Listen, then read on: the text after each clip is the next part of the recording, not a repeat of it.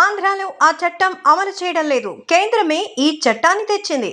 అదే బీజేపీతో ఇప్పుడు బాబు జట్టు కట్టారు. రెవెన్యూ మంత్రి ధర్మాన ప్రసాదరావు వివరాల ప్రకారం ప్రజలకు ఇష్టం లేని ల్యాండ్ టైటిలింగ్ యాక్ట్ అమలు చేయబోమని ఎప్పుడో చెప్పాం. మళ్ళీ ఇప్పుడు అదే మాట చెప్తున్నాం. ఆ చట్టం ఆంధ్రాలో అమలు చేసేది లేదు. అసలు భూములపై కొత్త టైటిలింగ్ యాక్ట్ తీసుకురావాలని రాష్ట్రాలపై బీజేపీ సారథ్యంలోని కేంద్రం ఒత్తిడి చేస్తూనే ఉంది. ఇప్పుడు అదే బీజేపీతో టీడీపీ జట్టు కట్టింది.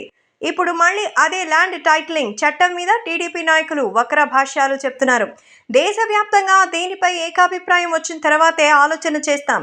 అసలు ఈ చట్టం రాష్ట్ర ప్రభుత్వ నిర్ణయం కాదు. ఇక మా ప్రభుత్వంలో రైతులకు మేలు చేసేలా అనేక సంస్కరణలు చేశాం.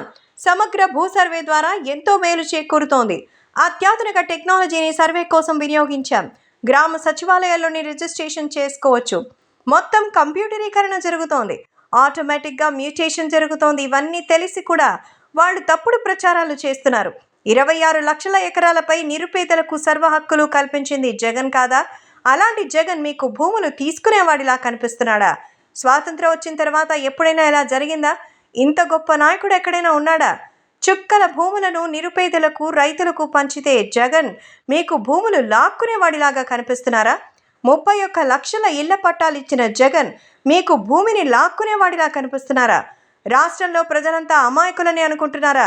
ఈ ప్రభుత్వం రైతులకు అనుకూల నిర్ణయాలు తప్ప ఒక్క వ్యతిరేక నిర్ణయాన్ని తీసుకోలేదు. దొంగ రాతలు, తప్పుడు ప్రచారాలు మానండి. మళ్ళీ చెప్తున్నాం, ఈ ప్రభుత్వం ల్యాండ్ టైటిలింగ్ యాక్ట్ని అమలు చేయడం లేదు.